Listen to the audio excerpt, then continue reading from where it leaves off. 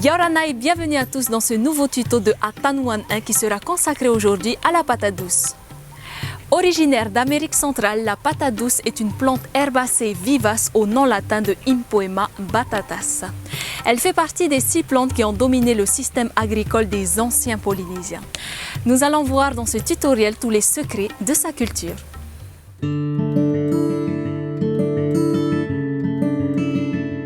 La patate douce est une liane non grimpante qui couvre assez vite le sol.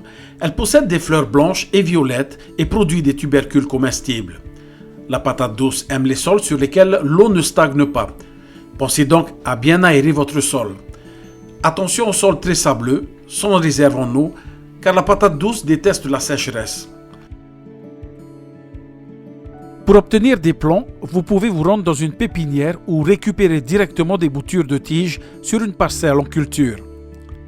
Prenez les boutures sur des pieds jeunes et sains qui pousseront plus facilement. Il vaut mieux choisir les boutures de tête plutôt que le milieu ou la base des tiges. Prélevez l'extrémité des lianes sur 20 à 25 cm, coupez les premières feuilles du bas qui sera la partie enterrée. Mettez les boutures dans l'eau en attendant la plantation. Évitez de les laisser raciner car celles-ci risquent de s'abîmer à la plantation. Ne conservez pas plus de 24 heures vos boutures sans les planter. Une fois vos boutures prêtes, vous devez préparer votre sol. Pour planter, il existe 2 méthodes possibles. Vous pouvez réaliser des trous de 5 cm de profondeur tous les 30 cm ou faire des sillons de 5 cm de profondeur sur la longueur.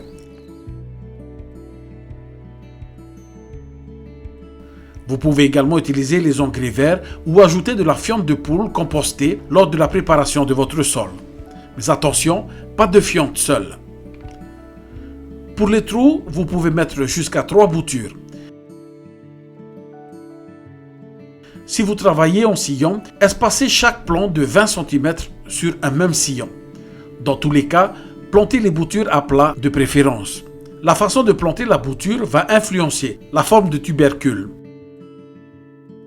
La plantation se fait par temps couvert ou humide. Arrosez juste après la plantation, cela permettra un bon développement du plant et de ses racines. Au bout d'un mois, ramassez la terre autour des pieds de patate pour créer une butte de 20 cm. Renouvelez cette opération le mois suivant. Cette action permettra aux patates douces d'avoir de l'espace sans craindre le soleil. Vous pouvez directement travailler en butte. La récolte sera plus facile, mais sachez que le rendement sur un terrain plat sera plus élevé. À noter que sur butte, il faut éviter que la plante ne fasse des racines sur les allées. Donc, coupez tout ce qui dépasse.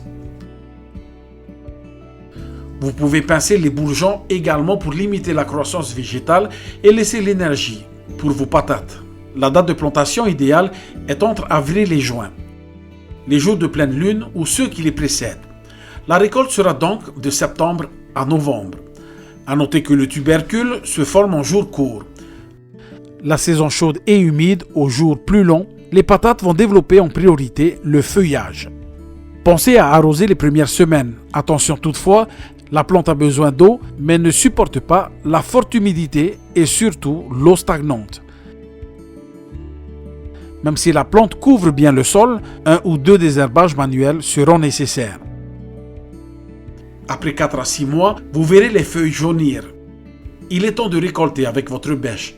Arrosez les billons s'ils sont trop secs, puis récoltez petit à petit pour éviter la conservation et le stockage du produit.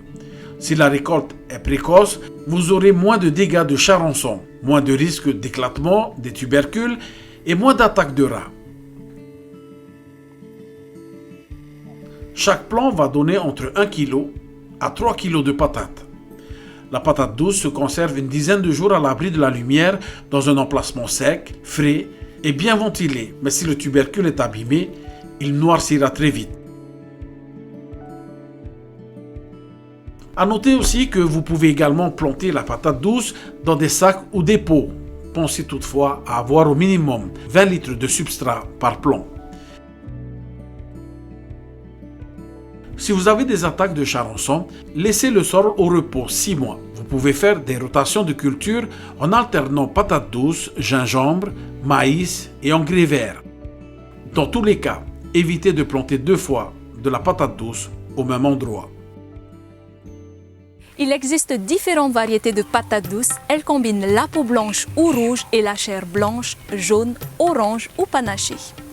Les patates douces sont beaucoup plus riches en vitamines que les pommes de terre, notamment en vitamines A, C et E. Les jeunes feuilles de patates douces sont également comestibles. Crues ou relevées à la poêle avec un peu d'huile d'olive, elles se cuisinent facilement. Riche en amidon, la patate douce apportera ce petit goût sucré à vos plats et à vos papilles. Il ne vous reste plus qu'à planter et surtout à déguster ce trésor de nos potagers.